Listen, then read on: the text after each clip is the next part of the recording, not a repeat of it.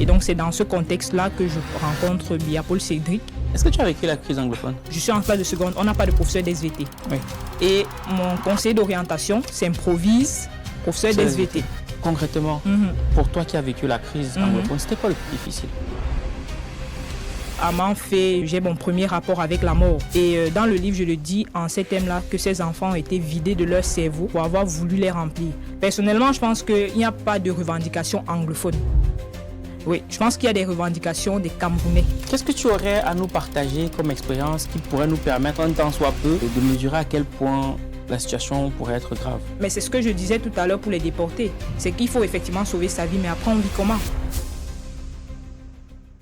Plume d'élite, le programme des éditions Argent Livre qui transforme votre rêve en réalité. En 28 jours, nous vous accompagnons pour écrire votre livre, puis nous assurons l'édition et la communication. Rejoignez-nous et partagez votre histoire avec le monde. Rendez-vous sur argentlivre.com. Dans ton livre De la Magnou à l'Archéron, tu parles de Paul Biya. C'est qui Paul Biya pour toi? Alors, je crois que tu fais référence à Paul Biya Cédric, qui est moi j'ai lu Paul marqué Biya en tout cas. dans le livre, dans les premières lignes du livre. Paul Biya Cédric, Bia-Paul Cédric, c'était son nom, c'était un soldat que j'ai connu et qui est décédé, qui est donc une victime de la crise anglophone. Pour la petite histoire, je suis la fille d'un militaire et j'estime que j'ai eu la grâce de découvrir le Cameroun. Donc mon père est militaire, il a travaillé au nord, à l'extrême dans le septentrion. Nous on vit à Yaoundé et au bout d'un moment on l'affecte à Bafoussam. Je suis en classe de 5e au lycée bilingue des Sosses et on va à Bafoussam. On arrive à Bafoussam, je suis dans en classe, je passe 2 années à Bafoussam. Je découvre le Cameroun. Je découvre un peuple, je découvre une richesse culturelle. Au-delà des prismes, des préjugés qui sont généralement véhiculés. Je découvre un peuple, je découvre des mets que je n'ai jamais eu l'occasion de goûter à Yaoundé. Je découvre par exemple une pépite que moi je considère comme une pépite de Nguing. Le Nguing, c'est la patate séchée. Je ne sais pas si c'est la patate séchée qu'on a bouillie, qu'on a coupée en lamelles et qu'on a fait sécher. Je découvre ça, je suis à Bafoussam. Et à Bafoussam, je suis enfant de cœur. J'ai découvert aussi des traditions. Je suis enfant de cœur, une petite anecdote qui me revient parlant de Bafoussam. Et pour faire un lien avec la richesse culturelle que je découvre à Bafoussam, je suis enfant de cœur, on va à ce qu'on appelait des journées d'amitié. En fait, des journées d'amitié, ce sont des associations pastorales qui vont dans d'autres paroisses pour voir des associations homologues. Donc, nous, on était enfants de cœur de la paroisse Marie-Reine des Apôtres de Kamkop. Et on va à une journée d'amitié à la paroisse de Baleng, j'oublie le nom exact. Et lorsqu'on sort de la journée d'amitié, on rentre. Pour ceux qui connaissent la ville de Bafoussam, nous sommes au carrefour des sapeurs-pompiers. Et au loin, on voit une agitation que je ne comprends pas. Mais ceux qui sont avec moi comprennent. Parce que moi, je ne suis pas de la localité. Je ne sais pas ce qui se passe. Et je vois des personnes arriver toutes sombres. Ils ont mis le charbon sur elles et tout. Elles ont des bâtons. Voilà. Et moi, je vois l'agitation. Je ne comprends pas ce qui se passe. Mais je vois des gens qui essaient de se mettre à l'abri. Bon, dans l'instinct, je me mets aussi à l'abri avec ceux avec qui je suis. Et l'agitation nous dépasse. Donc, je demande à mes amis ce qui vient de se passer. Ils m'expliquent que c'est le Nyang Nyang. Donc, je découvre le Nyang Nyang. On m'explique que c'est une cérémonie traditionnelle et tout ça. Donc, je découvre le Cameroun.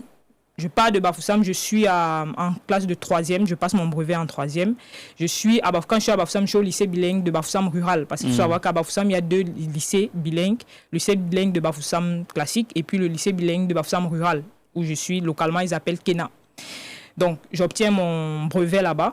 Et puis, rebelote, on affecte mon père à Manfé, dans le sud-ouest. Donc, on quitte Bafoussam. Donc, je rentre dans les profondeurs toujours de la découverte du Cameroun. Si tu permets, oui. Est-ce qu'à cette époque, Manfé, c'était une zone de guerre ou encore c'était calme? Non, c'était encore une ville très calme. D'accord, je demande pas la question pour ceux qui vont découvrir le podcast. Je précise qu'en ce moment, on a le Nozo, nord-ouest, sud-ouest au Cameroun. Il y a une guerre sécessionniste qui sévit encore en ce moment. C'est juste pour situer le cadre. Je te laisse poursuivre. Oui, donc nous sommes pratiquement en 2014. Donc, il n'y a pas encore de soucis. Donc, on prend la route pour Manfé. Sur le chemin, je connais déjà la ville de Manfé parce qu'il faut savoir que mon père, il a travaillé 2 fois dans sa carrière. Une première fois où on n'avait jamais eu l'occasion d'y aller. Et cette deuxième fois-là où on l'y rejoint. Donc, sur la route, on parle français dans la voiture. Je ne me rends pas encore pleinement compte de ce qu'on passe. Je passe dans un autre cadre. C'est toujours le Cameroun, mais ce n'est pas le Cameroun. C'est-à-dire que la langue n'est pas la même. Oui, ok, je découvre un autre peuple aussi. Oui. Mais sur le chemin, sur le voyage, je ne me rends pas compte de cela. Parce qu'on parle dans la voiture, on parle français, on est entre nous. Oui. Et je commence à me rendre pleinement compte de ce que je change d'univers. Et je mesure déjà la réalité culturelle à laquelle il va falloir que je m'adapte. Lorsqu'on arrive à Batibo, vous savez, lorsque vous voyagez au Cameroun, sur le long des routes, il y a des petits villages et il y a des entreposages de produits vivriers, des bananes plantains, des maniocs et tout ça. Et à Batibo, ma mère fait arrêter le véhicule. Nous sommes accompagnés, à l'époque, il était adjudant-chef, je crois, Ngwazok. Je crois que s'il verra la vidéo, je lui fais un coucou. Il sort de la voiture et il interpelle donc la dame qui avait entreposé les produits. Et il lui dit en pidgin, une langue que moi je ne connais pas encore. Il lui dit « Nafossé l'âme ». Et moi, je me dis, là, on a changé. Je me dis, quelque chose est en train de changer. Et elle lui répond en pidgin aussi, elle lui donne le montant, et puis on y va. Et donc, on arrive dans la ville de Manfé. Je découvre un autre cadre, un autre environnement, une autre culture, une autre langue aussi, à laquelle il va falloir m'adapter. Et donc, c'est dans ce contexte-là que je rencontre Biapol Cédric, qui était un soldat, et qui est décédé dans le cadre de la crise et à qui j'ai justement voulu rendre un hommage dans ce texte. D'accord. OK. Et est-ce que tu as vécu la crise anglophone? Oui, tout à fait. Parce que lorsque j'arrive à Manfé, donc je suis en classe de seconde, je suis inscrite au lycée bilingue de Manfé. Lycée très particulier, parce que, en fait, il me semble même que à la base, c'était pas un lycée bilingue. Je crois qu'ils se sont rendus compte, les autorités là-bas se sont rendus compte qu'il y avait déjà une forte communauté francophone, puisqu'il y a les militaires, il y a les fonctionnaires qui se déplacent avec leurs enfants. Et donc, je crois qu'ils ont décidé à un moment donné de prendre un bâtiment du lycée pour l'utiliser comme bâtiment de la section francophone. D'accord. Et donc, le bâtiment a à l'origine, je pense, 4 salles de classe, et ils décident de diviser quelques-unes des classes avec du contreplaquet pour faire les 7 classes du cursus francophone. Sauf que ça implique que moi j'étais en seconde, donc lorsqu'on nous donnait cours d'espagnol par exemple en seconde, j'entendais le cours de maths qui se faisait en 3e, j'entendais le cours d'SVT qui se faisait en première. Voilà. Et le lycée de Manfé aussi, c'est un lycée particulier, donc c'est à la sortie, on va dire que c'est à la sortie de la ville, c'est retiré, c'est dans un hameau. La particularité, c'est que lorsqu'on fait cours, on voit des habitants, des villageois, parce qu'on est pleinement dans un village, on voit des villageois qui traversent le lycée avec leurs roues et leurs machettes, qui vont justement à leur plantation et tout. Donc, je passe une année au lycée bilingue de Manfé, donc l'année de 2015, la période scolaire 2014-2015. Et ma maman se rend compte que le niveau n'est pas bon. Le niveau, il est même très, très faible. Un des éléments qui le marque, je suis en classe de seconde, on n'a pas de professeur d'SVT. Oui. Et mon conseiller d'orientation s'improvise professeur d'SVT. Vous pouvez imaginer le décalage qu'il y a entre ceux qui font SVT à Yaoundé et nous qui faisons SVT avec un conseiller d'orientation à Manfé. Ah oui, donc conseiller d'orientation. Rien à voir. Et donc ma maman décide que nous on va retourner à Yaoundé. Mon père il reste en fonction et mes frères cadets et moi, avec notre maman, on retourne à Yaoundé. Et lorsqu'on part de Yaoundé, alors je sais pas, je me dis que c'était par rapport déjà à ce niveau-là scolaire qui n'était pas bon, mais mon père est dans l'armée. Je pense qu'avec le renseignement, peut-être, il y avait déjà des signaux en tout cas. Mais ça, c'est la réflexion que je me fais aujourd'hui. Parce que quelques temps après, la crise va éclater. Mon père, il est toujours en fonction. Donc, je vis la crise. D'accord. Je la vis parce que j'ai des attaches là-bas. J'ai mon père notamment. J'ai des personnes que j'ai connues. Et au quotidien, pour nous, c'est un stress permanent. D'ailleurs, un soir, mon père nous appelle. Il nous dit que... il a été attaqué personnellement. Son véhicule, en tout cas, a été attaqué personnellement. Et n'eût été les sommes que nous faisait à la maison. Je pense qu'aujourd'hui, j'aurais écrit pour lui, comme j'ai écrit pour Biapol. Donc, je vis la crise pleinement. Et ce qui me choque, mais ce n'était pas méchant. Je dis que ce n'était pas fait exprès. Oui. c'est que on revient à Yaoundé, donc je redécouvre Yaoundé, que je connaissais quand j'étais petite. Les gens à Yaoundé n'ont pas le même rapport que nous, on a avec la crise, parce qu'ils ne connaissent pas forcément cette région-là. Ils connaissent sous les prismes des préjugés, comme je disais tout à l'heure, mais ils ne connaissent pas réellement. Ils n'ont pas d'attache, c'est normal. Et nous, on est inquiets par rapport à ce qui se passe. Mais eux, j'allais à l'école, mes camarades semblaient ne pas savoir exactement. Bon, ils savaient parce qu'à la presse, on en parlait, à la télé, mais ce n'était pas le même rapport. D'accord, mais si tu permets, concrètement, c'est quoi le plus difficile pour toi qui as vécu la crise anglophone, c'était quoi le plus difficile? Le plus difficile, c'est l'attente des nouvelles. L'attente des nouvelles dans le sens où, à tout moment, quelque chose peut se passer. Et lorsque, au journal, on annonce qu'il y a de nouvelles attaques qui ont été faites et tout, on attend d'avoir la confirmation de ce que ça ne concerne pas. Ce n'est pas méchant, mais c'est l'instinct. On attend la confirmation de savoir que ça n'a pas touché les personnes qui nous sont chères. D'accord. Voilà. Je pense que c'est le plus difficile. Et aujourd'hui, je dirais que le plus difficile pour moi, en tout cas qui ai vécu dans cette zone-là, c'est le fait de ne plus pouvoir y aller. Ah oui? Oui. Parce que, comme je vous dis, la ville de Manfé, j'ai avec cette ville-là un rapport très important. Parce que je vis des moments particuliers là-bas. À Manfé, j'ai pris ma première communion. Donc, ce sont des souvenirs qui restent. Je le dis dans le livre, j'ai eu ma première saignée. À Manfé, j'ai mon premier rapport avec la mort dans une morgue. Ah oui, comment ça se passe? Alors, on a un camarade, en fait, le samedi, on n'allait pas au lycée parce que c'était très loin. Et lorsqu'on avait des cours, des examens à passer, on le faisait dans l'école primaire francophone de Manfé, qu'on appelait Lala French School. Et donc, on va à un examen ce matin-là, un samedi matin. On passe l'examen. Je me souviens d'ailleurs que j'étais malade ce matin-là. Et il y a entre camarades de francophones, même des classes inférieures, ils décident d'aller nager dans la rivière Lamagno, justement. Et donc, d'ailleurs, j'aurais pu y aller ce jour-là si je n'avais pas été malade. Et donc, ils vont nager. Et à 16h, je reçois un SMS d'un de mes amis et camarades de classe qui me dit qu'il y a un qui est décédé. Mais lui, il était en classe de 3e. Il s'appelait Mekana, paix à son âme. Et donc, ils sont allés nager avec les autres groupes. Pourtant, un bon nageur par rapport au groupe. Et donc, il s'est noyé dans la Magno. Et à cette occasion, donc, lorsque son corps rentrait à sa famille, à Yaoundé d'ailleurs, on va lui rendre hommage à la levée de corps. C'est comme ça que j'y suis confrontée pour la première fois. Donc, et il faut dire que je suis auteur depuis 2020, parce que j'ai un premier ouvrage qui a été publié en 2020, avant celui-ci. Mais ça, c'est officiel. Ça veut dire qu'à cette période-là, j'écrivais déjà. Mon premier recueil de poèmes, qui existe toujours, est écrit à Manfé. D'accord. Donc, d'où le rapport important que j'ai avec cette ville. Et ce qui est difficile aujourd'hui pour moi, c'est de ne pas pouvoir y aller, du moins pas dans le contexte actuel, parce que la sécurité ne me le permet pas. Donc, j'aimerais moi aussi retourner dans mon ancien lycée, comme je le dis, comme les autres le font dans les grandes villes. Donc, c'est pour moi la partie la plus difficile. Et c'est quoi la pire chose que tu as vécue pendant cette crise?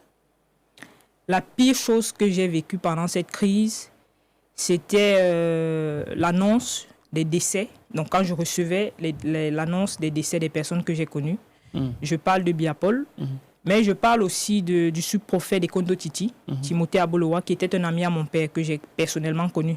Ça m'a beaucoup blessée parce qu'il venait d'avoir cette fonction-là. En tout cas, il était nouveau sur ce poste, il avait quelques années déjà sur ce poste.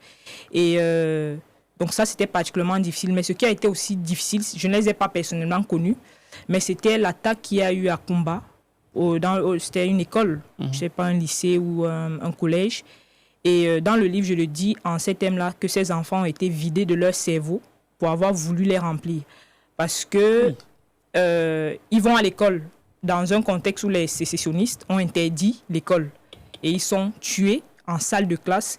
Et les images qui remplissent la toile par la suite, c'est mot pour mot, c'est ça, ils sont vidés de leur cerveau. Donc j'utilise effectivement ça, c'était particulièrement difficile comme sentiment. On parlait de combien d'enfants à peu près? Oui, c'était 5-6 ans, une dizaine en tout cas. Une dizaine, ouais. Ok, d'accord. Et je sais aussi que dans ton livre, à un moment donné, tu parles de plusieurs éléments qui sont passés pendant la guerre. Il y a une dame en tenue, je ne sais pas si c'était une dame ou un homme, qui se fait tuer. Ensuite, elle se fait décapiter. Plusieurs parties de son corps sont dépecées. Non, c'est même, je pense même que c'est le protagoniste principal. Oui, le protagoniste principal du livre, l'homme en tenue justement, le soldat. Le soldat, il se fait dépecer après. Bon, et tu parles aussi d'une connaissance qui est devenue kamikaze et tout. Bref, on aura le temps de revenir là-dessus. C'était juste une petite mise en bouche comme ça. Bref, bonjour ma personne personnelle, j'espère que tu vas bien, qu'il t'arrivera des choses bien, comme tu auras pu le constater. Nouvel invité, nouveau décor, nouvel épisode, you know. C'est un nouvel épisode du podcast de l'écrivain, le podcast qui donne la parole aux auteurs qui écrivent pour impacter. Aujourd'hui, on reçoit une auteure très atypique, je pense que tu l'auras compris, qui s'appelle Stella Mbessé, auteure d'un livre qui s'intitule « De la Magnou à l'Archéron ». Bref, tu auras le temps d'en savoir un peu plus en ce qui concerne cet ouvrage qui, entre autres, retrace la vie d'une femme, de la femme d'un militaire dans une zone de guerre.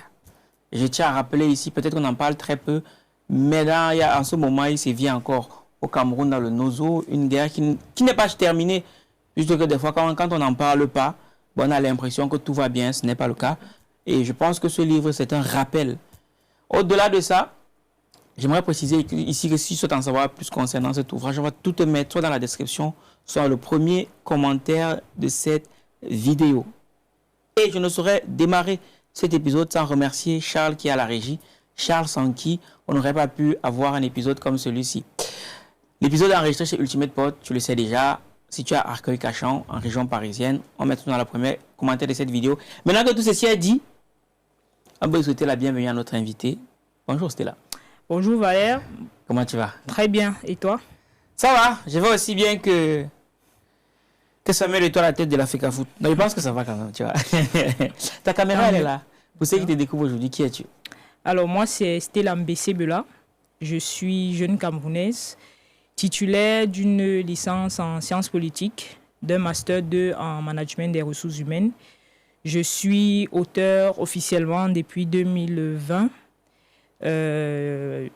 Écrivaine donc de 2 livres, dont le plus récent, De la Magnou à l'Archéron, qui fera l'objet des échanges qu'on aura aujourd'hui. Ok, top. Alors, Stella, première chose qui m'a interpellé lorsque j'ai lu ton livre, c'est le soldat. Tout à fait. Et quand il finit sa formation, inspiré d'une histoire réelle, hein, c'est pas un film, c'est une histoire réelle, il touche une somme de 30 000. Tout à fait. Comment ça? Je ne crois pas. Voilà, c'est un symbole en fait. Au Cameroun aujourd'hui, lorsque les gens terminent des formations, là je parle d'un soldat, mais c'est le cas des enseignants, c'est le cas des médecins, j'en connais, donc c'est pas des histoires, voilà, et puis nous tous nous en connaissons. Ils touchent 30 000 et comme vous avez dit, comme tu as dit, c'est une histoire vraie. Lorsque je suis dans la ville de Manfé, il y a des jeunes soldats qui viennent de terminer la formation, qui rejoignent le bataillon à Manfé, et ils sont dans une grande détresse. Déjà parce qu'ils découvrent la ville de Manfé seulement sur la note d'affectation. Donc, pour eux, c'est une découverte, un choc. Et ils n'ont rien parce que vous terminez la formation, vous affecte, mais vous avez l'obligation de vous rendre à votre lieu d'affectation. Et c'est le cas justement de plusieurs personnes, plusieurs Camerounais, des fonctions différentes et diverses. Et je pense que c'est dû au système en place. C'est un système, le système des rappels, ça fonctionne comme ça. Sauf que lorsqu'on envoie quelqu'un à Manfé qui découvre sur la note d'affectation, Manfé, c'est une petite ville, il faut se loger, il faut se nourrir, il faut vivre. Et vous avez surtout une famille que vous avez laissée derrière, parce que lorsque vous êtes déjà soldat, on considère qu'on a sorti quelqu'un. Oui, comme on dit, voilà, vous êtes pour la plupart le pilier d'une famille. Un fonctionnaire. Exactement. Donc, il y a des attentes derrière. Et ça, je pense que c'est une réalité qui est révélée par tout le temps, mais qui n'est pas réglée et qui pose finalement problème. Et après, on s'étonne que les gens ne sont pas performants dans leur métier. Lorsque vous envoyez quelqu'un dans ces conditions-là, c'est clair qu'il ne va pas exercer sa fonction de manière optimale. Déjà parce que les conditions de travail ne sont pas toujours réunies. Je prends le cas des médecins. je suis souvent embêtée lorsque dans les commentaires, les gens critiquent les médecins, les infirmières et tout, les enseignants d'ailleurs, en disant qu'ils font pas bien leur travail, ils sont aigris et tout. Mais j'ai envie de dire que lorsque les gens n'ont pas déjà de bonnes conditions de travail, le plateau technique il n'est pas fourni, les édifices même qui abritent les hôpitaux, franchement, ça inspire plus la mort que la vie. C'est normal que les personnes qui travaillent dans ces conditions-là ne soient pas les plus chaleureuses possibles. Il en vaut de même pour les enseignants. Lorsque j'étais à Manfé, on avait un professeur qui m'a marqué, c'était mon professeur de français, M. Choumdar. Il a son nom et à sa morphologie, je pense. Hein. Il venait du Nord. Monsieur Choumdar, ça se voyait que c'était quelqu'un de très brillant et qui aimait son métier. Oui. Mais de ce que j'avais pu comprendre de son expérience à Manfé, il n'avait pas de salaire. Et le proviseur, lui, avait aménagé quelque chose à la fin du mois qu'il recevait pour l'aider les premiers. Voilà. Donc, là, je parle des militaires parce que l'histoire est liée justement aux militaires. Mais c'est un problème général et généralisé. D'accord, ok. Et justement, dans ton livre, tu poursuis en disant justement, puisqu'il s'agit quelque part de la crise anglophone. Tout à fait. Tu poursuis en disant que les anglophones considèrent que les francophones... les anglophones considèrent qu'ils sont lésés. Quelque part, tu le dis. Mais moi, j'aimerais qu'on revienne un peu à la base. À la base de cette crise-là, pour toi qui a été... Qu'est-ce que les anglophones veulent? C'est quoi les causes même de leur révolte? Alors, loin des médias, de ce que les médias nous racontent. Oui, loin des médias de ce qu'ils nous racontent. Moi, je pense que je précise cela dans le livre, tel que c'est dit justement dans les médias. Mais c'est en fait pour traduire autre chose. Personnellement, je pense qu'il n'y a pas de revendication anglophone. Ah. Oui, je pense qu'il y a des revendications des Camerounais. Parce qu'en réalité, ce que revendiquent les anglophones, ce sont des meilleures conditions de vie, donc les hôpitaux, les routes, des bonnes écoles, des débouchés après les études. C'est ça que les Camerounais revendiquent, indépendamment de leur région, indépendamment de leurs origines. C'est ce qui est revendiqué partout. Et je pense que s'il y avait eu un système, après la crise éclos comment, c'est parce qu'il y a des revendications corporatistes d'avocats et de médecins. Pas de médecins, pardon, d'enseignants. Oui. Qui n'est pas traité avec la rigueur nécessaire dès le départ. Il y a une récupération, c'est ce que moi je pense personnellement, il y a une récupération politique de personnes qui avaient déjà ces idées dans la tête, qui ont attendu juste la fenêtre pour présenter leur plan. Et je pense que c'est la manière avec laquelle la situation, les revendications corporatistes ont été gérées, qui a donné la brèche à ces personnes-là, qui ont fait donc de la récupération politique. Et je pense que s'il y avait eu un système qui garantissait à tous les Camerounais de bonnes conditions de vie. Tout à l'heure, on parlait de l'école et du niveau académique. Un enfant qui est formé à Manfé n'a pas le même niveau que celui qui est formé à Yaoundé. Et c'est normal qu'après, les mêmes qui sont à Yaoundé soient dans les plus hautes fonctions de l'État. Donc, à la base, il y a déjà des discriminations, il y a déjà des inégalités. Et donc, c'est ça le problème. S'il y avait eu un système qui garantissait de bonnes conditions de vie à tous les Camerounais, indépendamment du lieu où se trouve dans le Cameroun, il n'y aurait pas eu de questions anglophones, il n'y aurait pas eu de problème anglophone. Et là, comme je dis, il y a eu une récupération politique. Parce qu'en réalité, on part des revendications normales, corporatistes, des personnes qui demandaient de meilleures conditions de travail. Ça revient à ce que je disais tout à l'heure. Mais il y a une récupération politique, on parle de fédéralisme, on parle de sécessionnisme. Et puis maintenant, moi, j'ai l'impression qu'on est clairement dans du terrorisme. Parce que ce qui se fait... Bon, là, on n'a plus trop de nouvelles, comme vous disiez tout à l'heure. Quand on en parle, on a l'impression qu'il n'y a plus rien, mais il y a toujours des choses. Ce qui se fait récemment, c'est du terrorisme, clairement. On tue des personnes. Les responsables de ces faits-là, ils disaient au départ combattre pour protéger la population anglophone de la population francophone prédatrice. Oui. Sauf que lorsque vous utilisez des kamikazes, ce sont vos frères, vos sœurs, ce sont vos mères. Lorsque vous venez tuer des enfants, on a parlé des enfants de Kumba. Ils ne s'appelaient pas Bela ou voilà. C'était des enfants de cette localité-là. Donc, ils ne servent plus le peuple pour lequel ils disaient vouloir combattre ou combattaient. Donc là, on est déjà clairement dans du terrorisme. C'est ce que je pense à titre personnel et je pense que beaucoup me rejoignent sur la question.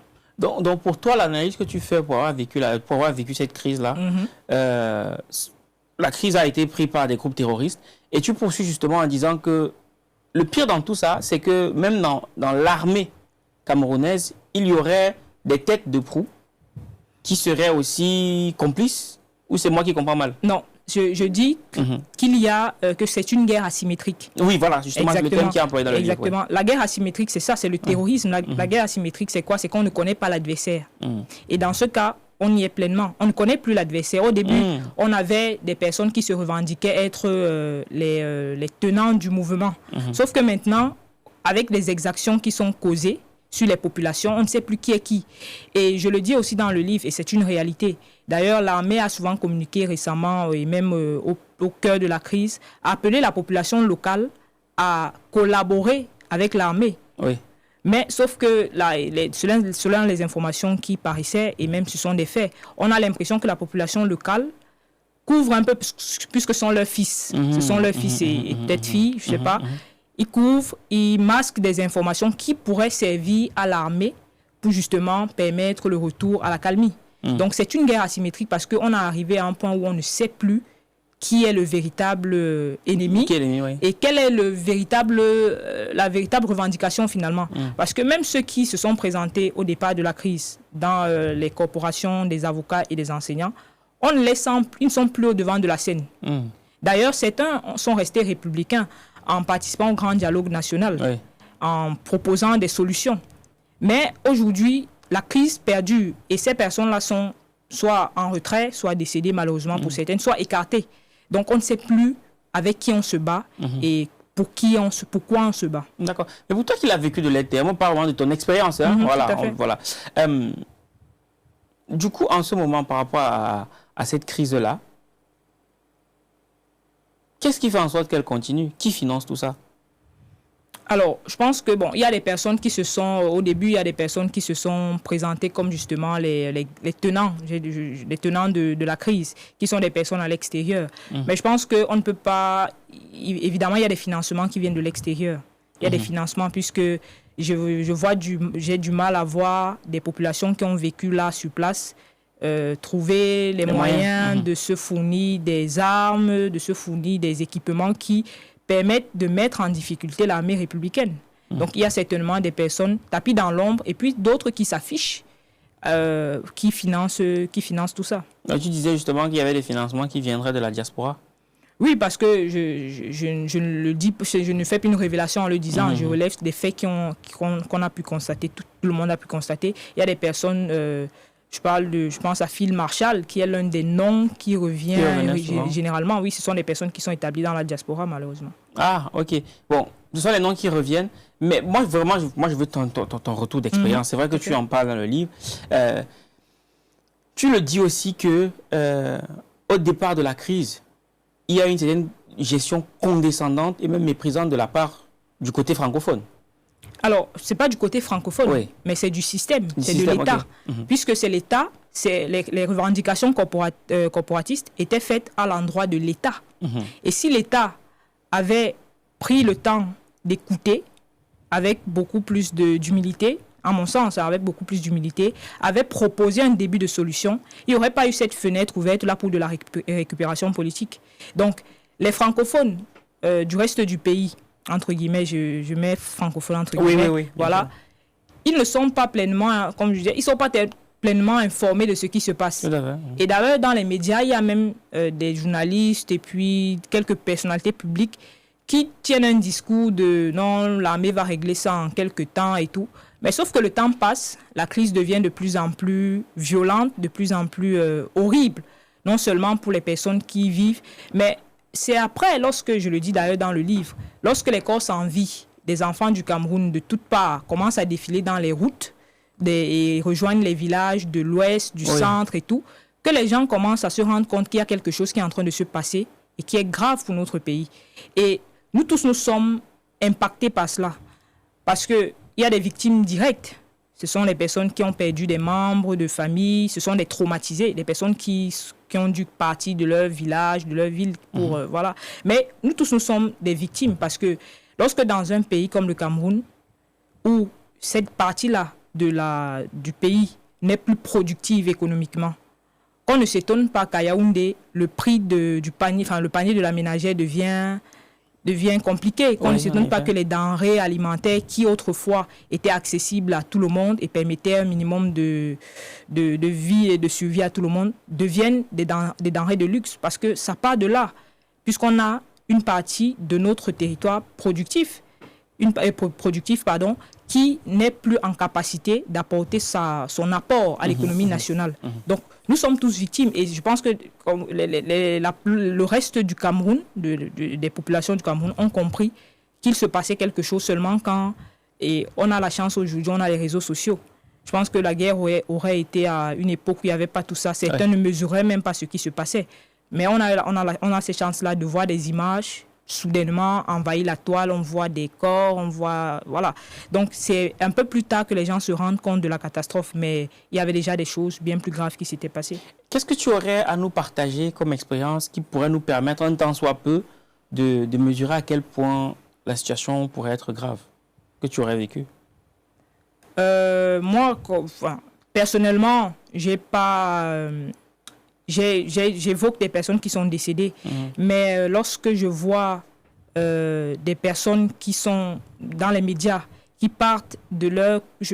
Nous sommes à l'étranger, nous, pour bien que ma pensée soit claire. Nous sommes à l'étranger.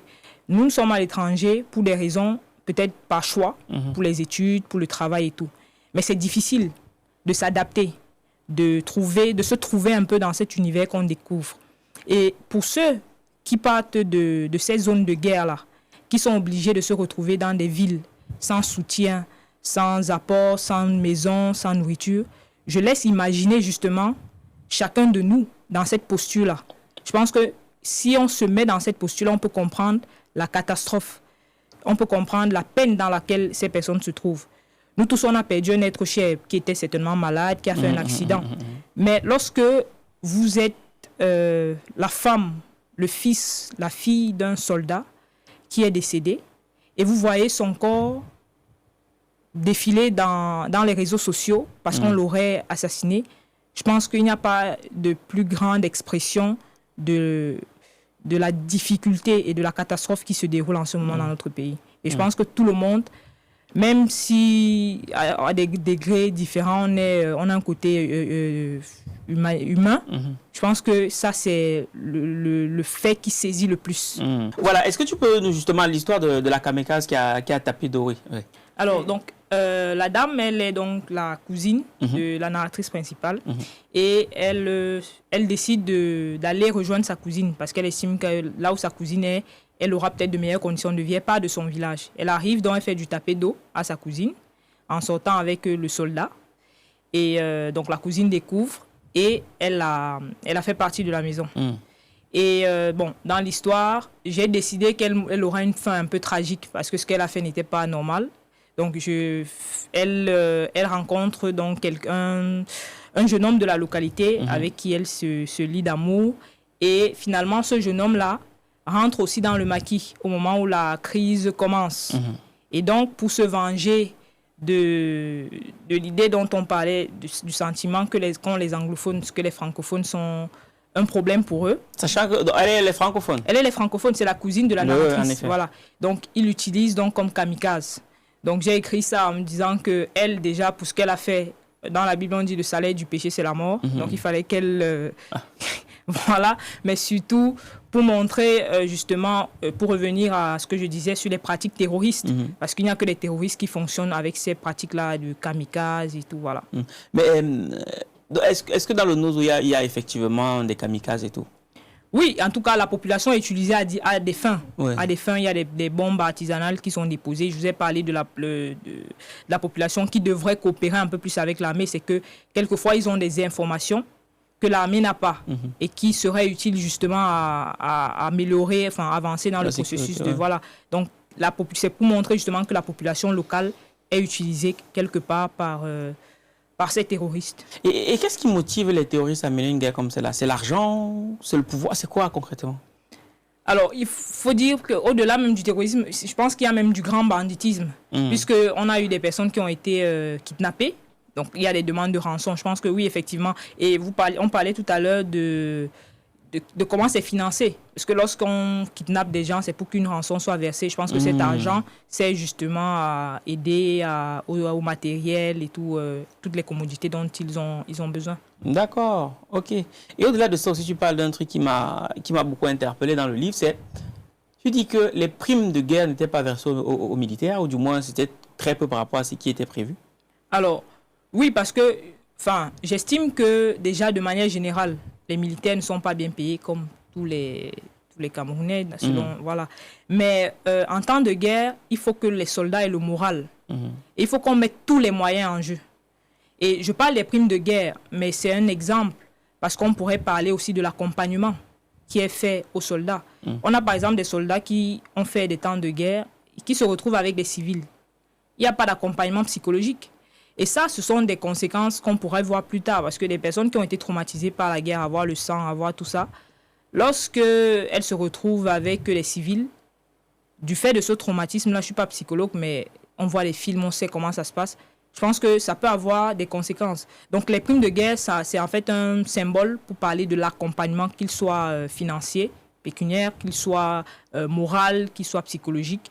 J'estime que ce n'est pas assez fait. J'estime que même si peut-être c'est fait, mais on ne met pas de l'accent dessus. Et je parle des primes de guerre en lien avec les soldats, mais je parle aussi de l'accompagnement des victimes, des familles des victimes, les enfants qui restent orphelins, des veuves et tout ça. On n'a pas l'impression, en tout cas, pour les cas que je connais, qu'il y ait un accompagnement particulier. Lorsque moi j'arrive en France, il y a quelques années plus tard, il y a un enseignant qui est tué, Samuel Paty, et son fils est fait pupille de la nation, un truc comme ça. Donc ça veut dire que l'État l'accompagne dans son processus, comme si son père était là. Je pense que certainement c'est prévu par nos textes au Cameroun, mais on a l'impression que ce n'est pas assez mis en avant et ce n'est pas assez bénéfique, en tout cas ces lois-là pour ces victimes. Oui, un peu comme beaucoup de choses au Cameroun, dans le continent. Exactement. Tristement, c'est tristement ça. Tout à fait. Ok, autre fait marquant, il y a autre chose qui m'a aussi marqué. Tu dis, parce qu'on ne peut pas mesurer la difficulté d'une situation, on ne peut mesurer la difficulté d'une situation que si on l'a vécue. Tout à fait. Et j'ai envie de dire, est-ce que quelque part aussi, les gens qui sont du Nozo, est-ce que quelque part aussi, est-ce qu'il y a une démarche de communiquer sur ce qui se passe là-bas? Parce qu'aujourd'hui, toi, tu as écrit un livre pour plus ou moins sensibiliser sur la situation qui s'y passe. Je ne sais pas s'il y en a beaucoup qui l'ont fait. Alors, bien qui ont pris la parole. Alors, je ne m'estime pas plus courageuse que ces personnes-là. J'ai vécu la crise, mais je ne l'ai pas vécue comme ces personnes qui se retrouvent loin de leur famille avec des parents tués et tout. Je pense que ces personnes-là ont d'autres problèmes. Ont déjà d'autres problèmes mineurs à régler. Ils n'ont pas forcément le temps d'écrire des livres. Et puis, je me dis que chacun vit son blues, chacun dit son blues tel qu'il le veut. Moi, j'ai décidé de dire mon blues par rapport à cette crise-là, à travers l'écriture, qui est une passion pour moi. Mais on a des vidéos, il y a des personnes qui écrivent. Il y a même dans les médias des personnalités publiques qui sont originaires de là-bas, qui ne sont même pas originaires de là-bas, mais qui ont un rapport quand même avec cette crise-là, qui en parlent. Donc, en tant que Camerounais, chacun, de manière générale, au-delà de la crise anglophone, les gens se plaignent de pas mal de choses. Ils se plaignent dans les bars, dans les écoles, dans les hôpitaux, dans les maisons. On a des artistes, musiciens qui se font remarquer par leur verve en lien avec leur verve critique. Donc, ils disent leur blues à travers leur musique.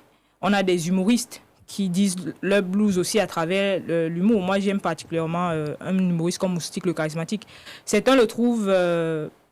estime qu'il n'est pas engagé, mais il faut regarder ses vidéos avec beaucoup d'intérêt pour se rendre compte qu'il est très engagé. Il passe des messages subliminaux sous couvert de la comédie. Quelqu'un comme Fingon, que j'aime aussi beaucoup, on regarde juste sa gestuelle, ses tours nus, mais il y a plein de messages qui sont véhiculés. Il y a de la critique. Donc chacun dit son blues comme il l'entend, comme il le sent. Et moi, j'ai décidé de passer par l'écriture. Ok. Parce que je me disais aussi, parce que vraiment, pour moi qui ai vécu à Yaoundé, peut-être que je n'y ai pas vécu pendant la crise, mais Je n'ai pas ce souvenir du fait que les informations nous arrivaient. Voilà, nous arrivent. On entend parler, on sait que oui, ça chauffe, mais on ne mesure pas à quel point ça peut chauffer. Et moi, j'ai perdu 2 amis. Parce que moi, je jouais au foot avant. Et donc, j'ai 2 amis qui, au final, sont devenus des militaires. Et pas plus tard qu'il y a 2 mois, il y en a un qui a été victime d'un guet-apens. J'ai reçu la vidéo, comme par hasard. Et l'autre, j'avais reçu il y a 2-3 ans. Donc, bon. Mais après, ça devient comme un fait divers, quoi. Exactement, ça finit par passer. Ce que vous disiez en antenne d'émission, c'est que la crise, elle est pas terminée.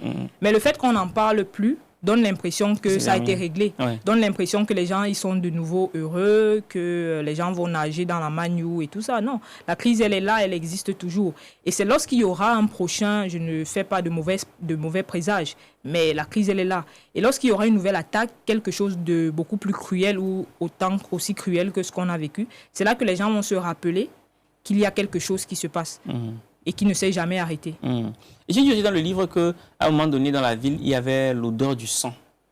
Oui, alors j'ai voulu rendre ça explicite, mais le fait d'entendre le crépitement des balles tout le temps, c'est quasiment comme du sang, que les gens sont dans une profonde angoisse, ils vivent au quotidien la crainte.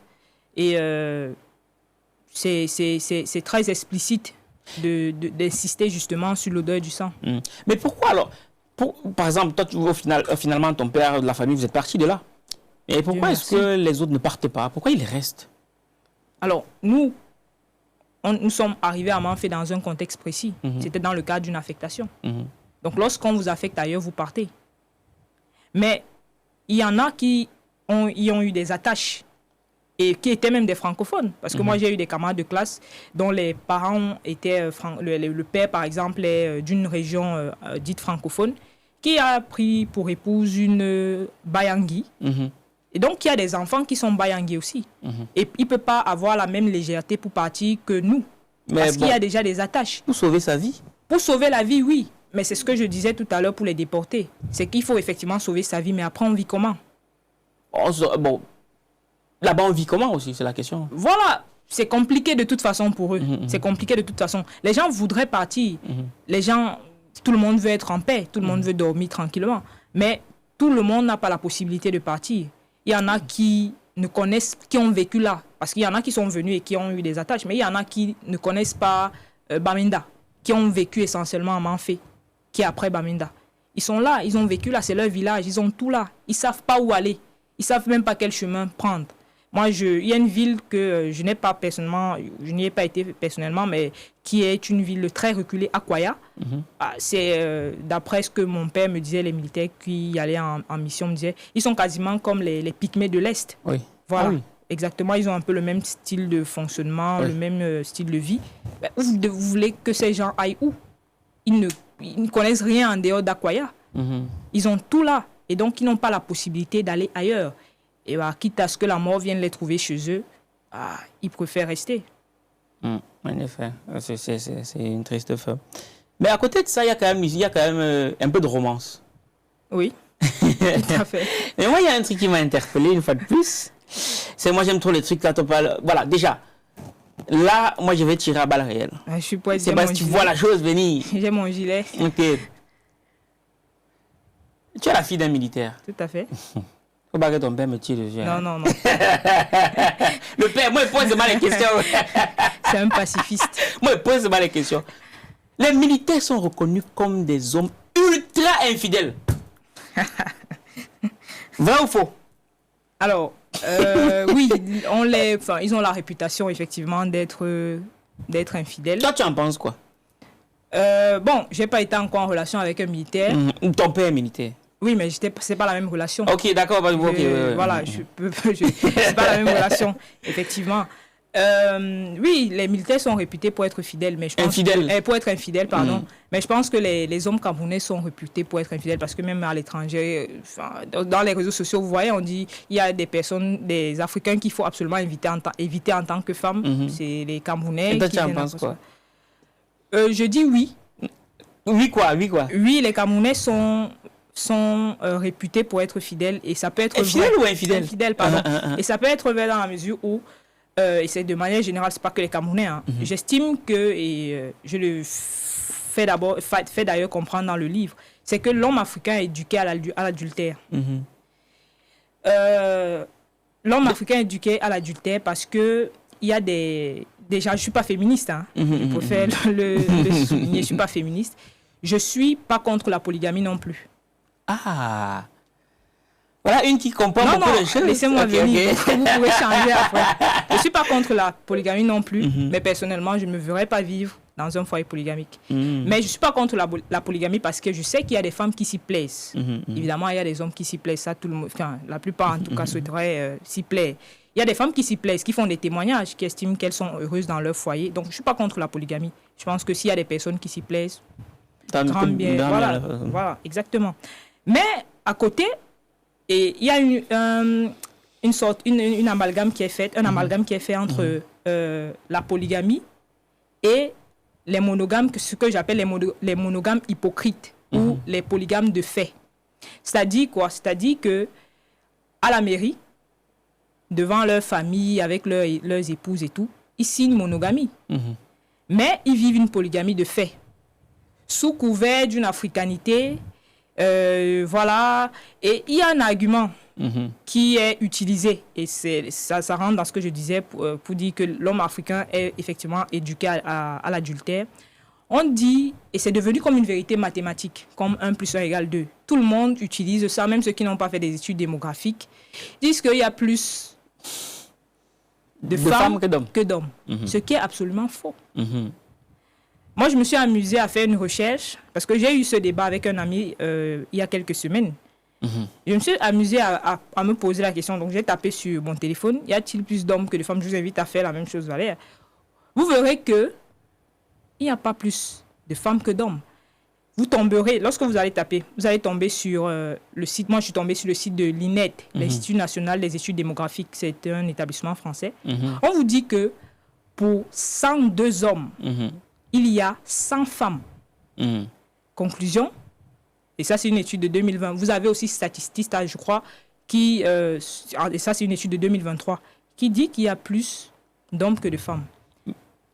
Bon, est-ce que c'est réparti de manière équitable? Peut-être qu'au Cameroun, il y a plus de femmes que d'hommes. Mais ceux qui utilisent cet argument ne disent pas qu'au Cameroun, parce qu'ils n'ont pas fait d'études démographiques pour le dire, mais ils le disent. Ils disent mot pour mot que sur la Terre, il y a plus de femmes que d'hommes, et que c'est dans un élan de solidarité dans un élan de solidarité à ce sureffectif c'est de la générosité. Voilà, c'est de la générosité, c'est de l'altruisme. Voilà, qu'il faut que ces femmes qui sont en sureffectif, elles aussi puissent avoir le plaisir de connaître la chaleur d'être dans une relation avec un homme. Pourtant, c'est faux. Donc, les femmes doivent savoir qu'il y a dans le monde une étude qui dit qu'il y a plus d'hommes que de femmes. Et elles aussi, elles peuvent se lancer dans l'altruisme. Je dans cet altruisme. Donc tu encourages les femmes à se lancer dans ça? Bah, c'est de bonne guerre. Donc je pose la question. Non, après, je précise. Je disais que... Tes parents t'écoutent, hein? Je disais que je suis contre les monogames hypocrites. Et je reviens à l'éducation des hommes. Et parce qu'il y a des femmes qui participent à cela. Lorsque je regarde récemment des vidéos où des personnes se marient, et vous voyez la femme, au moment de dire les vœux, après avoir signé monogamie, elle dit à son époux, je te mets cette alliance, je sais que les hommes ne sont pas fidèles, mais fais l'effort, respecte-moi. Oui, tout à fait, tu en parles, oui. Et je me dis, c'est curieux, c'est même un oxymore, parce que lorsque vous engagez, vous prenez une responsabilité envers une personne à travers la monogamie, vous vous engagez à respecter cet engagement-là. Et c'est ça le respect. Le respect, c'est respecter un engagement qu'on prend envers une personne. Donc, à partir du moment où tu dis à ton époux, je sais que les hommes ne sont pas fidèles, ça veut dire que tu lui ouvres une porte, tu lui donnes l'occasion d'aller te tromper, d'aller être infidèle. Bah, il va la saisir. Et il va la saisir et tu lui dis, respecte-moi. Le respect pour elle, c'est quoi? C'est de ne pas le faire dans son entourage, c'est de ne pas laisser traîner les messages ou d'autres choses qui pourraient attirer son attention. Mais à partir du moment où tu lui dis déjà qu'il peut le faire, il ne te respecte plus quand il le fait. Parce qu'il a rompu l'engagement qui a été pris par la monogamie. Donc effectivement, je suis de ceux qui pensent que les hommes africains doivent être éduqués différemment, qu'ils ne doivent pas continuer d'être éduqués à l'adultère. Donc, tu penses que les Africains sont plus infidèles que les autres? Après, je parle de l'homme africain, parce que déjà dans le texte, il s'agit d'un homme africain, mais aussi parce que les Africains, ils font justement l'amalgame avec la polygamie. La polygamie n'a pas de souci. Il y a le consentement des épouses.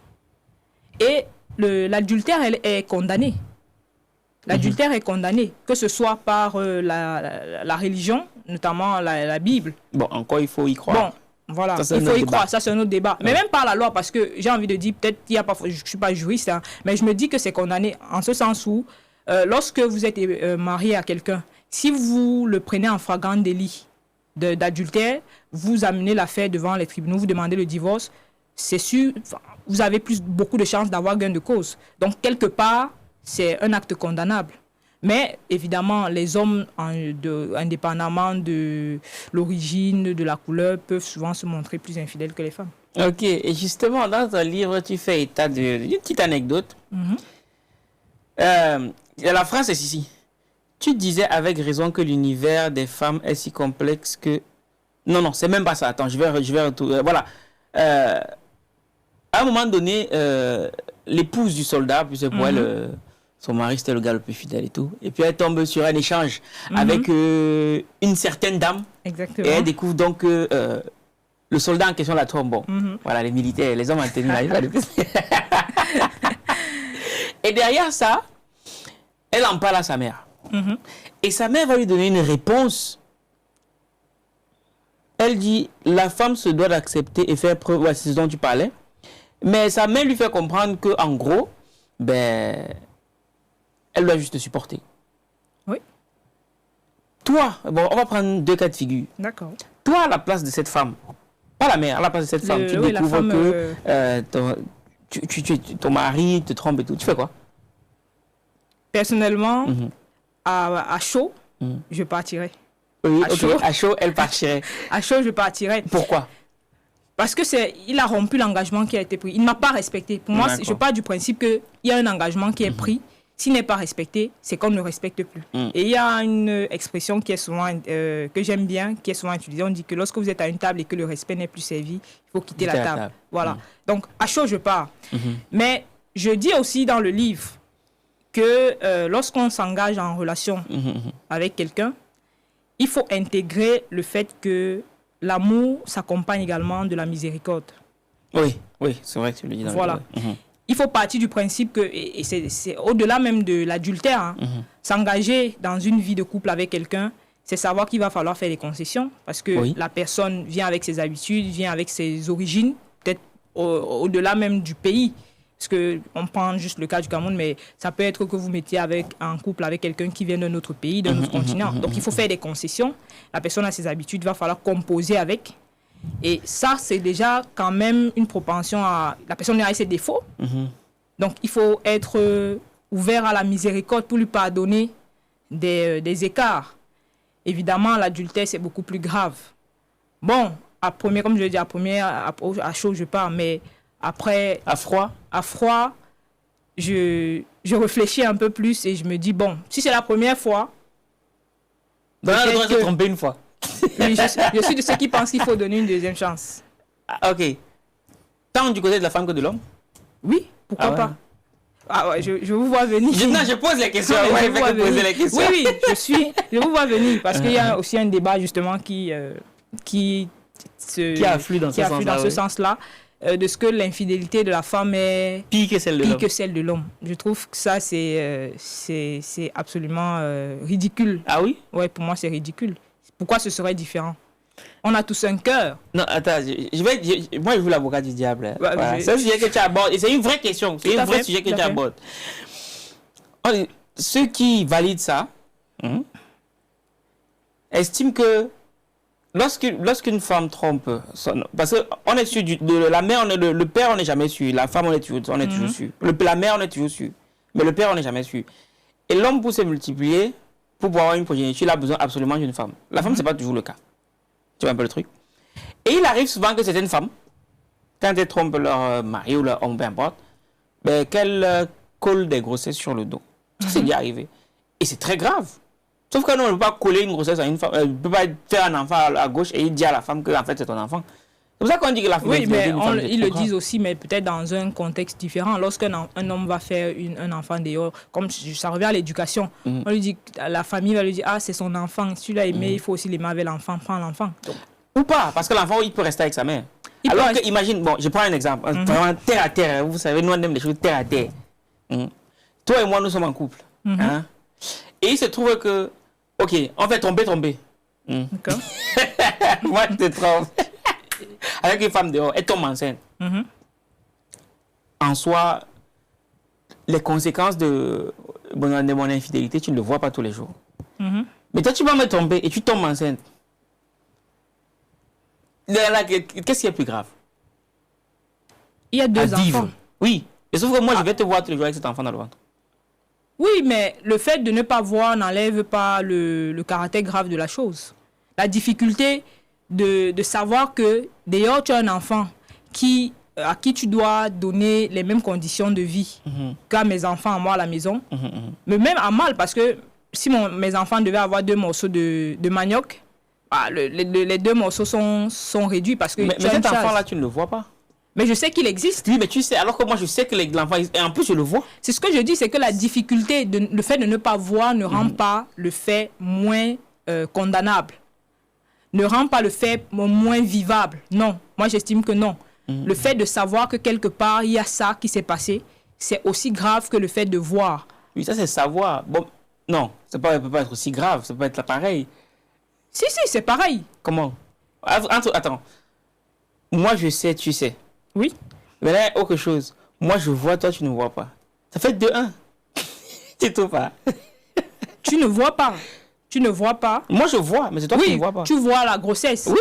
Bon, après, en tant qu'Africain, on dit que l'enfant, c'est l'enfant de tout le monde. Ah bon? Donc, voilà. L'enfant, c'est l'enfant de tout le monde. Et un père n'est pas forcément, d'ailleurs, c'était la fête des pères. Donc, ça veut dire que... Un père n'est pas seulement celui qui a fait l'enfant. Dans ce que tu arrêtes de m'expliquer, ça veut dire que... Donc, dans chaque jour, attaque homme, moi je vais te voir là, pendant que tu aurais dit, ouais, vraiment, je me sens pas bien, l'enfant a envie de manger le poisson à 2h du matin. Donc moi, je vais sortir à 2h pour aller acheter le poisson. Évidemment que dans ce contexte-là, je sais que je suis en tort. Tu vois, donc ça devient compliqué comme situation. Non, même la situation à l'extérieur est compliquée parce que tu peux être sollicité toi aussi à 2h du matin. Je peux gérer à distance. Non, si. Tu peux être sollicité à 2h du matin. À 2h, je peux éteindre mon téléphone. Elle peut débarquer. Est-ce qu'elle connaît où j'habite? Pas forcément. Tu vois donc que c'est difficile, tu peux pas comparer les deux, c'était là. Il y a le fait de savoir, effectivement. Il y a le fait de voir, effectivement. Et de vivre. Mais je sais que si nous sommes dans ce contexte-là, c'est pas à toi que je ferai mes caprices de grossesse. Mais si à un moment donné, tu es malade, tu es mal à l'aise. La solution, ce serait que j'aille vivre ma grossesse peut-être chez ma mère et puis que je revienne après. Et moi, je vais raisonner. Je laisserai l'enfant là-bas, comme toi aussi tu laisses l'enfant chez sa mère. Et après, on se retrouve. Non, est-ce que tu penses que la relation qu'une mère avec son enfant est pareille que la relation du père avec l'enfant? Est-ce que c'est pareil?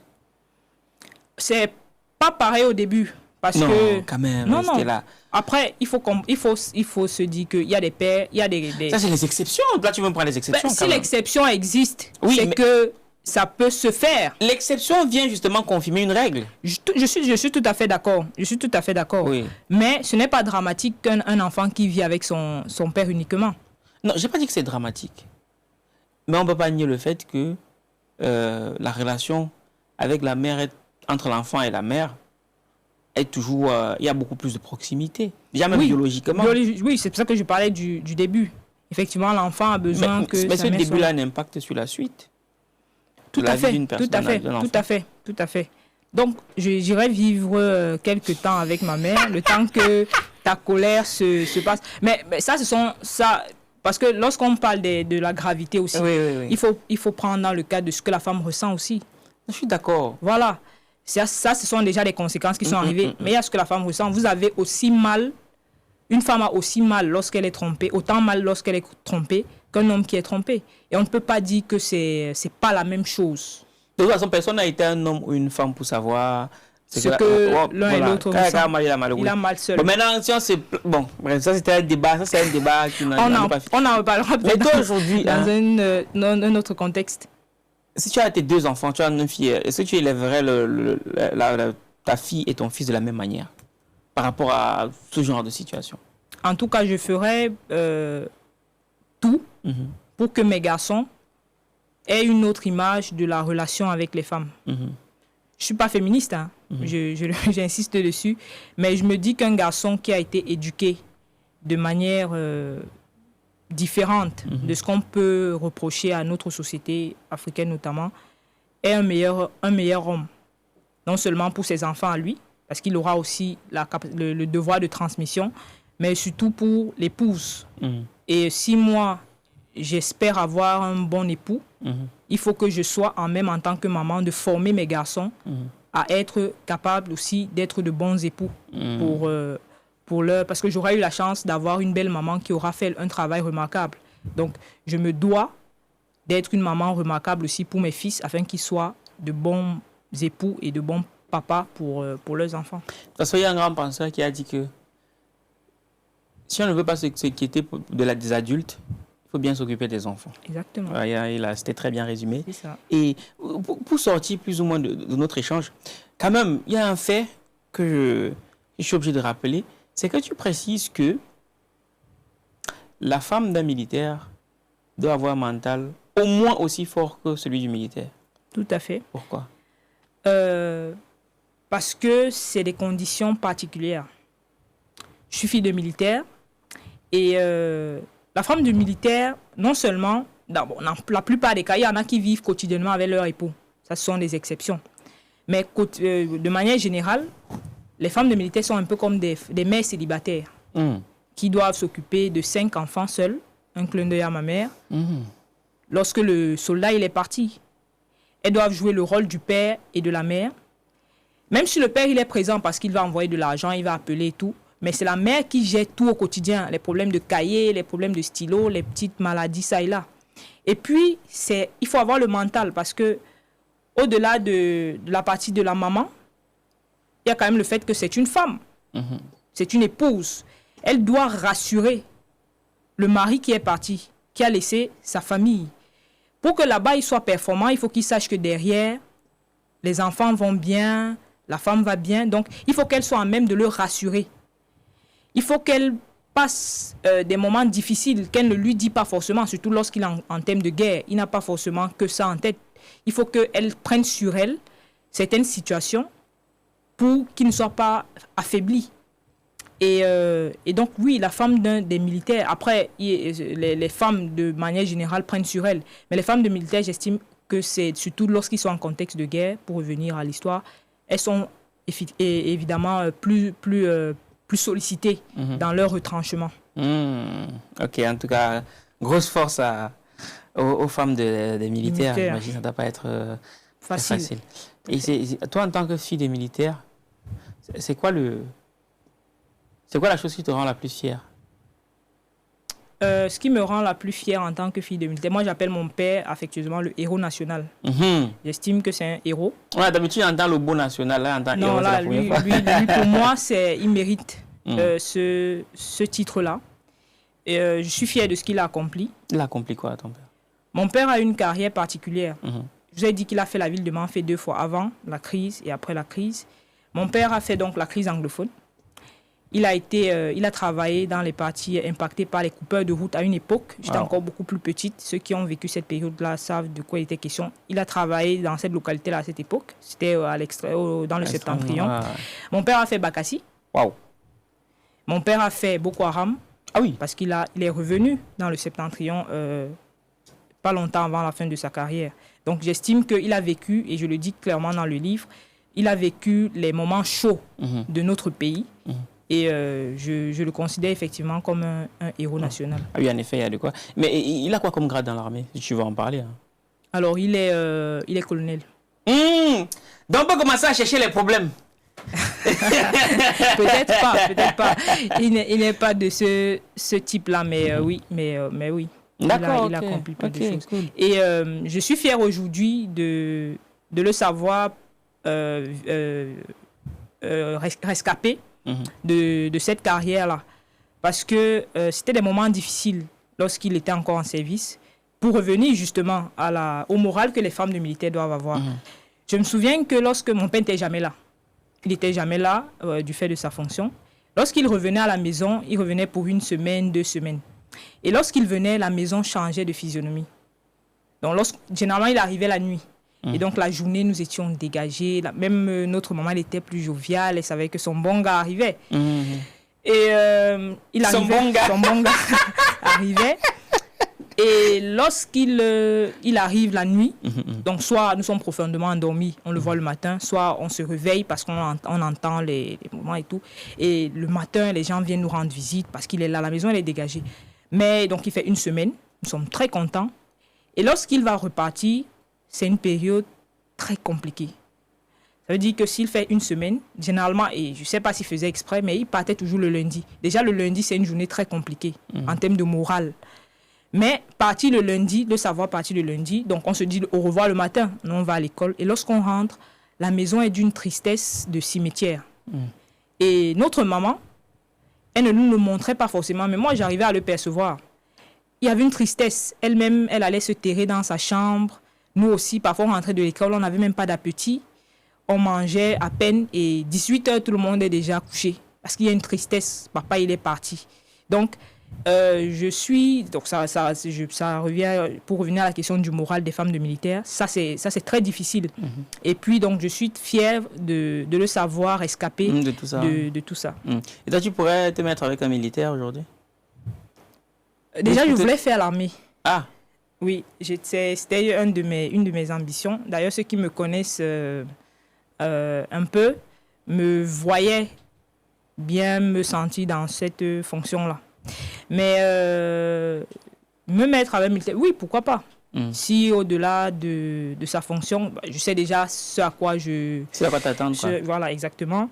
Mais c'est pas la fonction qui me ferait me mettre avec un militaire, c'est la personne. Ce sont les valeurs. Et tu sens que tu as le mental qu'il faut pour supporter. Alors, le mental, on ne naît pas avec.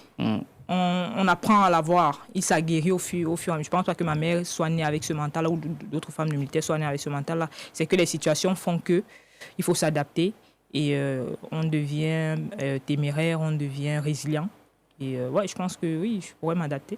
Ok, super. Écoute, est-ce que tu peux me passer ton livre qui est juste derrière toi? Quand même que faut qu'on la montre, El Pepita. Voilà, le livre, il est là, de la Manu Allah Kéron. Dernière question, qu'est-ce qui t'a motivé à écrire un livre comme celui-ci? Alors, ce qui m'a motivé à écrire ce livre, déjà, l'écriture pour moi, c'est une passion. J'ai dit en début d'émission que je suis officiellement écrivaine depuis 2020, mais je m'essaie à l'écriture depuis... Bon, je vais dire comme... ceux qui nous écoutent diront que je fais comme la plupart des artistes qui disent que quand ils étaient petits, chantaient à la chorale et tout ça. Mais c'est vrai, Freud dit d'ailleurs que l'enfant, c'est le père de l'homme. Donc, j'écris depuis et l'écriture c'est pour moi une passion. Et lorsque je pars du Cameroun, je n'ai jamais été loin de ma famille. Lorsque je pars du Cameroun, même quand j'étais au Cameroun, je n'allais pas en vacances forcément. J'aimais le principe d'aller en vacances. Sauf que lorsqu'on m'envoyait en vacances, je faisais 2 jours et je disais que je voulais rentrer chez moi. Donc je n'ai jamais été éloignée de ma famille. Lorsque je pars du Cameroun, je me retrouve dans un environnement particulier. Je suis toute seule. Donc, je suis frappée par une profonde nostalgie. Et tout ce que je décris dans le livre, ce sont des souvenirs qui me reviennent de ces périodes-là. Même quand je évoque Bafoussam, c'est effectivement des souvenirs. Donc, c'est déjà une profonde nostalgie. Mais c'est surtout de la tristesse. Comme j'ai dit, je n'ai plus l'occasion, je n'aurais plus, en tout cas dans le contexte actuel, d'y retourner. De la tristesse d'avoir perdu des personnes que j'ai connues, qui me sont chères, des histoires qui m'ont saisi. Et voilà, c'est ce qui a motivé ma plume pour l'écriture de ce livre. D'accord, ok, super. Et j'estime aussi que c'est une contribution. Oui, déjà, très belle contribution en tout cas. Merci pour pour les contemporains, pour que ça rappelle aux gens ce qui se passe. Peut-être que des solutions seront apportées pour régler le souci, mais aussi, surtout une contribution aussi pour les générations futures. qui devront savoir ce qui s'est passé dans leur pays. Moi, je sais des choses aujourd'hui parce que je les ai lues dans des livres. J'aime un auteur en particulier, Mongo Betty, qui m'a permis de découvrir l'histoire du Cameroun sur d'autres aspects, autres que ceux qu'on nous présente en histoire en classe. On ne rentre pas dans les détails. Ouais, on va pas rentrer dans les détails. Mais j'estime justement que, comme je disais, chacun dit son blues comme il vient. Moi, je choisis de le dire par l'écriture. Et je sais que mon blues sera sur du long terme. C'est-à-dire que des personnes qui viendront derrière moi. Et puis, j'avais une ambition personnelle. Je voulais... Bon, ça, c'était plus pour le premier, mais ça vaut aussi pour celui-ci. Je voulais que quelque part, il y ait un livre qui porte mon nom. C'est déjà comme ça que je me lance dans l'écriture. Il fallait qu'il y ait un livre quelque part avec mon nom. En tout cas, on a été ravis de t'accueillir aujourd'hui sur le podcast de l'écrivain. J'ai été ravi d'être là aussi. En tout cas, on reçoit. L'équipe de la Manuel Acquéron pourrait rentrer ainsi dans la tête de la femme d'un militaire. Vous pouvez aussi en savoir plus sur la crise anglophone au Cameroun. Il faut qu'on n'en parle pas assez. Pourtant, c'est le Cameroun. Bref, on va vous mettre tout dans le premier commentaire de la vidéo ou dans la description. Et au-delà de ça, si jamais vous êtes aussi, il vous vient à l'esprit de vouloir écrire un livre pour partager votre expérience, ou alors si vous avez déjà écrit et que vous souhaitez éditer, vous connaissez déjà la maison d'édition Argent Livre est là pour vous servir. Cela étant dit, on vous met tout dans le premier commentaire de la vidéo. Stella, ta caméra elle est là, on te laisse le mot de la fin. Alors en mot de fin, je dirais donc à ceux qui nous écoutent d'acheter leur exemplaire, de prendre du plaisir à me lire. Et pour ceux qui auront l'occasion de revenir vers moi pour échanger, ça c'est très important pour moi d'avoir un retour d'expérience. Le deuxième message que je souhaite passer, c'est un message de pardon. Je le dis, je le fais comprendre dans le livre. J'estime que les Camerounais doivent se soumettre à l'exercice du pardon. Non seulement par rapport aux blessures et aux plaies béantes qui gangrènent notre nation.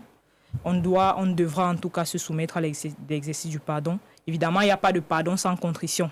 Il faut qu'on dise ce qui n'a pas été, que les gens reconnaissent ce qui n'a pas été et prennent l'engagement de ne plus retomber dans ces travers-là.